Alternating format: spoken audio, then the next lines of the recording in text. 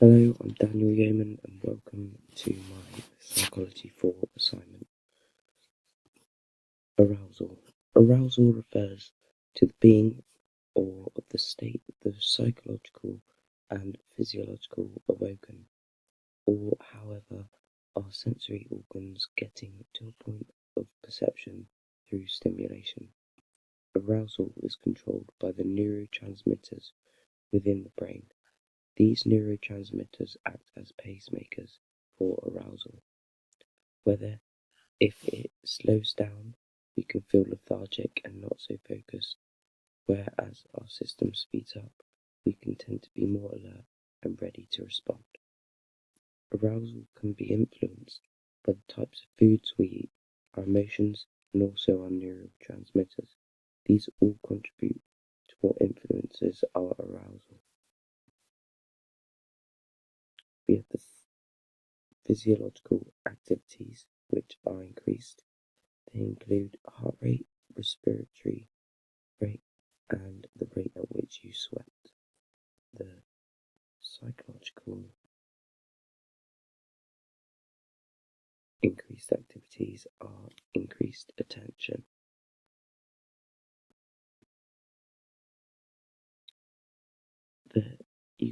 Arousal can have positive or negative effects on athletes' performance, where if an athlete, let's say, thinks positively before a game, he is most likely to have a positive performance.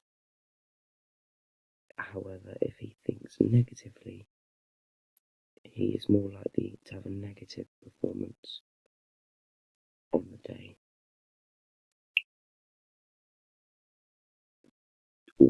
Although, due to this, if an athlete is very positive and his teammates around him are also very positive, there could be players within that team who are negative about this as they don't think they're good enough, or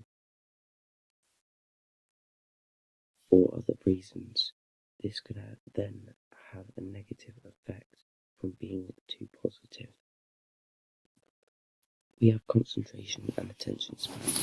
In concentration within sport, this links to how well one can focus all of their attention on what you are completing without being distracted by internal or external thoughts or things, whereby selective attention, one has to attend all of their energy and attention on that specific thing whilst blocking out other distractions.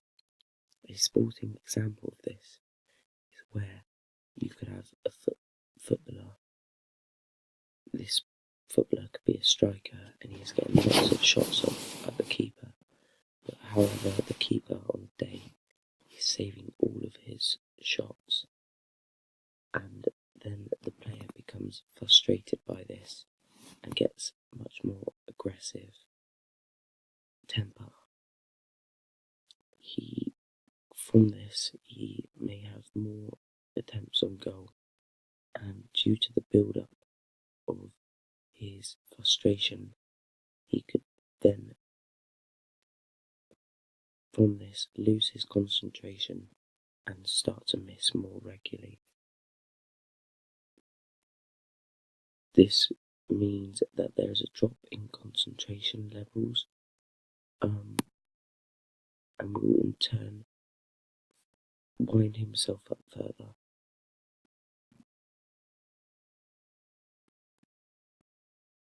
We move on to attention span. There are two different stages of attention. These include relevant cues and irrelevant cues. Irrelevant cues are whereby the particular athlete attention span becomes narrowed, which means the athlete has a high state of arousal. Irrelevant cues is where an athlete has a broad attention span and therefore it can sometimes go off track, or from this it can be a positive and he can look at his surroundings, making himself better. The irrelevant cues are at a point of low arousal. optimal attention span is where the athlete is channeled and are able to pick up all the relevant cues, which puts them at the optimum level of arousal. Attention span within sport is if you take an athlete and they are concentrated so that they are taking in all of the information that is going on around them and whether they are able to adapt to the scenario. Where if you have an athlete with a wide attention span, they are able to see this and adapt themselves. The sporting example to show this is if a football player sees that they are getting caught out on one side of the pitch, then they might adapt their position to enable that to stop from happening. Hole's drive theory. Hole's drive theory shows us that there is a relationship between an athlete's performance and their arousal. If an athlete's arousal is high, then their performance is going to be much better. Also, if a particular skill is being regularly carried out, then the athlete's overall performance is going to be much better. Elite athletes will benefit from this much greater due to non-elite athletes, as they have much more experience and can put this into consideration. Athletes who reach the point of high arousal have benefited from this eventually start to become over-aroused, and in turn their performance will start to decrease.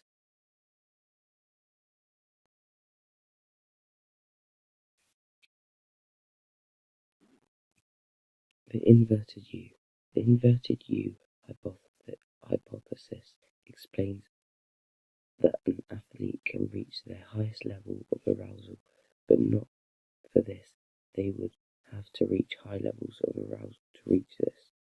However, too high or too low levels of arousal means low performance levels.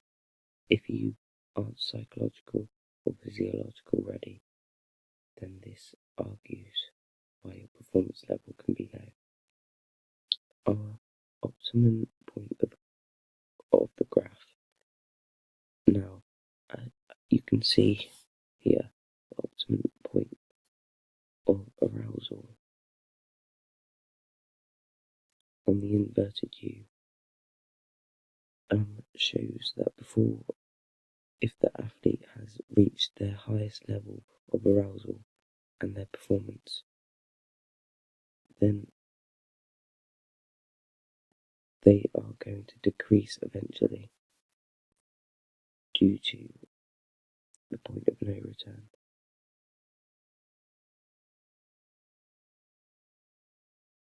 The inverted U is more reliable because many athletes have stated that in research they personally have experienced this.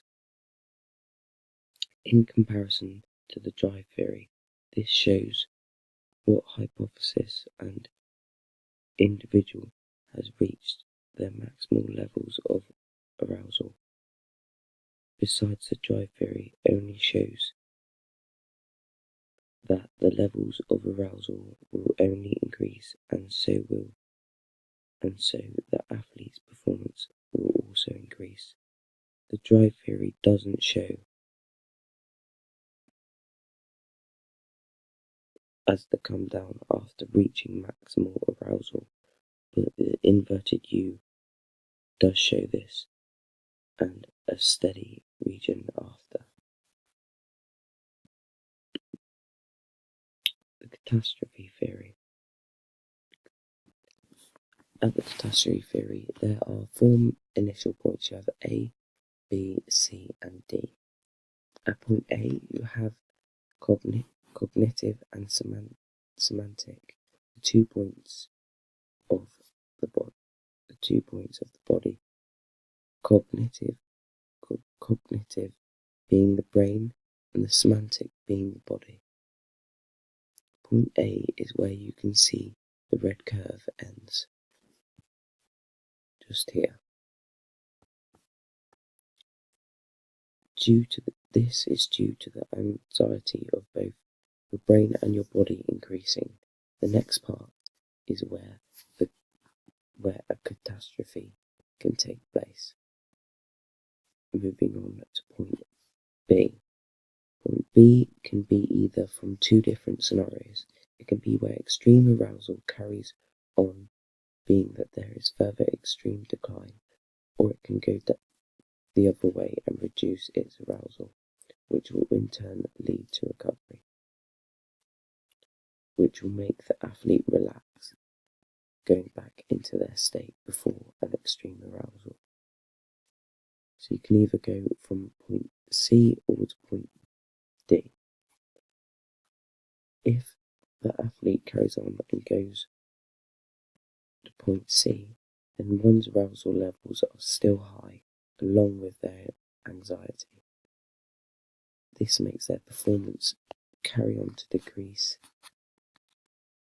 as they haven't controlled themselves. Point D, we can see that the athlete has controlled themselves and they are on the road to recovery as they have regained control of their anxiety and arousal levels.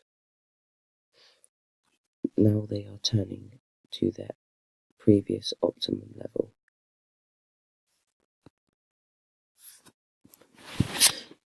The catastrophe theory. The idea of the catastrophe theory states that the arousal affects the performance of an athlete the same way in which the inverted U does, but only when the athlete has low levels of cognitive anxiety. The idea of this anxiety are that high for the athlete, then the arousal levels increase up to the athlete's threshold, which in turn means that the athlete would come across a dramatic drop in their performance levels.